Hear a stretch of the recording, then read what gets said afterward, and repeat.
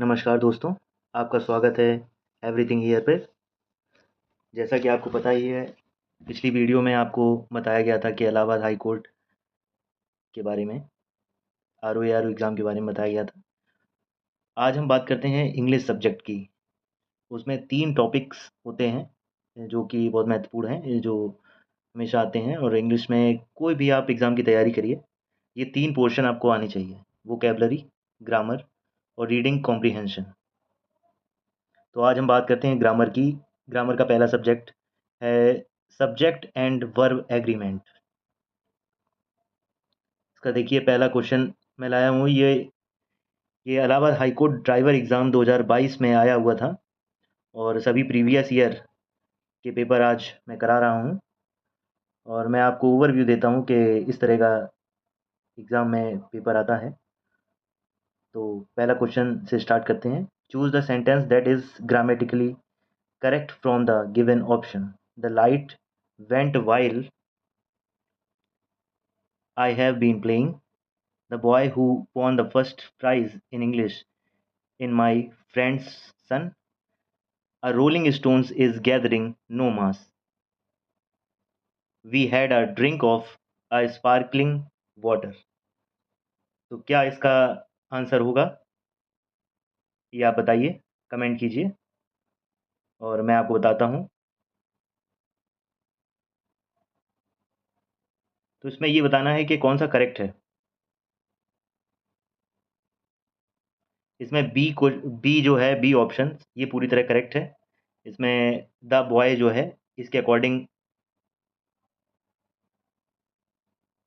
Verb I है और von von जो कि सेकंड फॉर्म है, इससे ये फ़र्क नहीं पड़ता है कि ये सही है। लेकिन और ए ऑप्शन में आप देखेंगे तो व्हाइल आई हैविंग प्लेइंग ये गलत है और इसकी जगह कुछ और होगा। A rolling stones is gathering no moss, ये देखिए आईएनजी फॉर्म में है, जबकि ये एक प्रोवर्ब है और प्रोवर्ब का जो है वो प्रेजेंट इंडेफिनिट में होती है।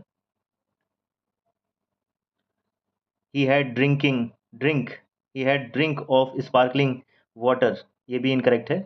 तो ऑप्शन बी सही हो जाएगा। Next, identify the grammatically correct sentence from the following.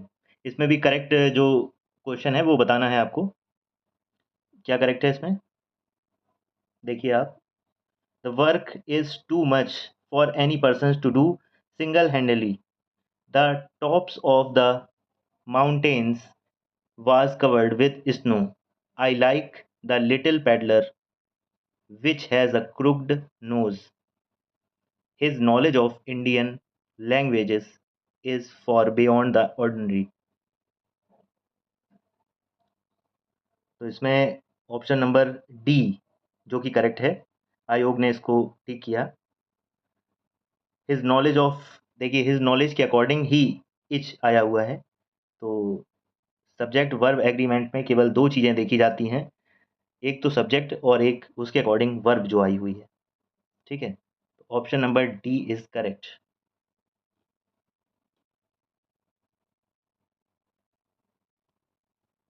Next question, की बात करें तो इसमें देखिए इंस्ट्रक्शन लिखा हुआ है कि directions question number 3 to 5 identify the part of the sentence which contains a mistake.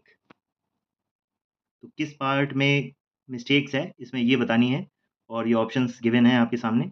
Sentence है my father is one of those people who doesn't like football. तो दोज पीपल है और हु इसके अकॉर्डिंग, हु के बाद जो verb I है वो डजंट ना होके यहाँ पर होना चाहिए था डोंट। तो option number D is correct. Next, the main ideal along with the jewels were found missing this morning. इसमें भी जो एरर है वो आपको फाइंड करनी है। पहले आप देखिए और फिर मैं बताता हूँ इसमें क्या करेक्ट है।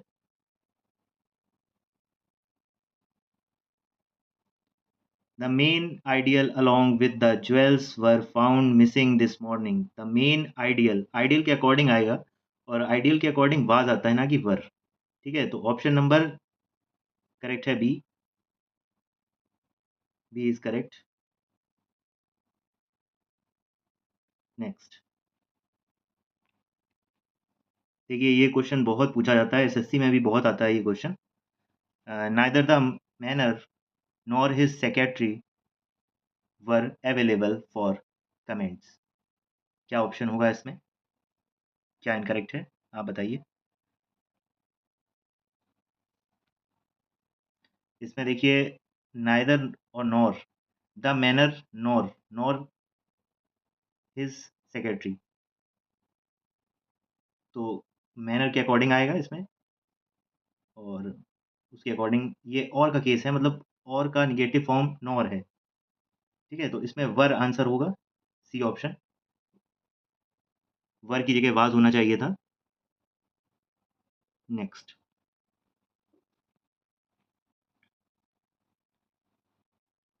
The sentence given below has one error in it. Which of the parts that follow has the error? इसमें error फाइंड करनी है, किसमें error है? Everyone attending this conference of world famous neurologists have to wear a name tag. किसमें error है, ये आपको बताना है। इसमें आप देखेंगे, मैं पेन ले लेता हूँ। हाँ, इसमें आप देखेंगे कि लोग न्यूरोलॉजिस्ट का समझ के हैव लगा देंगे, तो ये इनकरेक्ट है। और जो हमारा मेन सब्जेक्ट है वो है एवरीवन। एवरीवन देख रहे होंगे आप, एवरीवन के अकॉर्डिंग आएगा, हैव की जगह हैज होना चाहिए। तो option number D is correct. Next, identify the part of the sentence which is not grammatically correct. इसमें आपको बताना है कौन सा करेक्ट नहीं है। The girl explain to them that her had always liked flying and had never been afraid of being in the air। तो इसमें क्या होगा, ये आप बताइए, फिर मैं आपको बताता हूँ इसमें।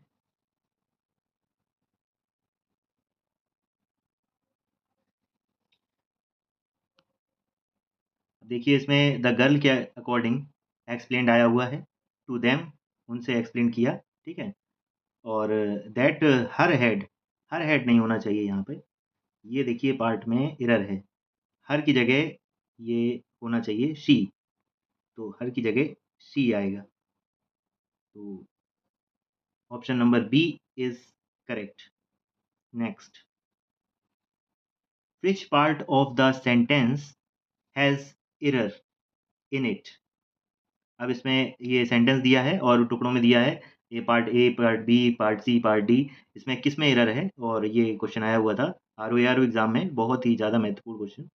If one has to live in society he must confirm to its rules. तो वन के अकॉर्डिंग देखिए, वन के अकॉर्डिंग वन ही आता है, और ही नहीं आता है। ठीक है, तो question number C is correct. यहाँ पर ही की जगह वन आएगा, one, O N E, one is correct. Next, identify the part of the sentence which is not grammatically correct. The weather was very pleasant, so we deciding to go for a walk। अब देखिए, इसमें जब मैं आपको conjunction पढ़ाऊँगा, तो उसमें आपको मैं बताऊँगा कि कंजक्शन 2 सेंटेंस को जोड़ता है, और यहाँ पर सिर्फ़ एक फ़ाइनाइट वर्ब ही मुझे देखने को मिल रही है, वो है वाज़, और इसके बाद सो से जुड़ा है, सो है कंजक्शन, और वी डिसाइडिंग की जगह कुछ और होना चाहिए। ये यहाँ पे एक फ़ाइनाइट वर्ब आनी चाहिए। फ़ाइनाइट वर्ब मिसिंग है, इस वजह से ये सी नंबर चला जाएगा, या डिसाइडेड होना चाहिए यहाँ पे। डिसाइडिंग नहीं होगा, डिसाइडेड होना चाहिए। तो option number C is correct. Deciding नहीं होता है, डिसाइडेड होता है, decided, decided, decided is correct. Next, identify the part of the sentence which is not grammatically correct. Power management company Eaton has inaugurated its India Innovation Center at Magarpatta city in Pune. ये भी question देखिए group C में आया हुआ था, और आप लोग बताइए, इसका कमेंट में आंसर बताइए कि इसमें क्या सही है। और देखिए, power management company Eaton has यानी कि एक कंपनी है, तो इसके अकॉर्डिंग जो वर्ब आई हुई है वो हैज़ है, जो कि करेक्ट है। हैज़ इनॉग्रेटेड है, जो कि करेक्ट है। ये प्रेजेंट परफेक्ट का केस है। And it's Indian innovation centre, यानी इसका खुद का, ठीक है, इट्स, तो ये भी करेक्ट लगा है, तो इसमें नो एरर है, नो एरर चला जाएगा। D number is correct. ऐसे भी क्वेश्चन आते हैं देखिए जिसमें नो एरर भी होती है, तो बहुत ही सावधानी पूर्वक इनको देख के करना चाहिए। Next question, identify the part of the sentence which is not grammatically correct. It is the newspaper that exposes us to the widest range. Both it is the newspaper and that exposes us to the widest range. इसमें आप बताइए, answer कीजिए। देखिए, इसमें भी आप देखेंगे तो आपको नो एरर ही फाइंड होगा, क्योंकि इट इज़ द न्यूज़पेपर, बिल्कुल करेक्ट है। दैट एक्सपोजेस, दैट के बाद देखिए एक्सपोजेस आया है, अस, ये एक्सपोज कर रहा है किसको, अस, हमें, to to the widest range, ये भी क्वेश्चन करेक्ट है। और both it is the newspaper, ये देखिए एंड से जोड़ दिया है, ये भी करेक्ट है। तो यानी कि option number D is correct. Next, are you coming, देखिए नेक्स्ट क्वेश्चन 12 नंबर क्या है इसमें, आर यू कमिंग और is you staying at home और will you go and see mum. तो इसमें क्या होगा आंसर, यहाँ पेमेंट कीजिए।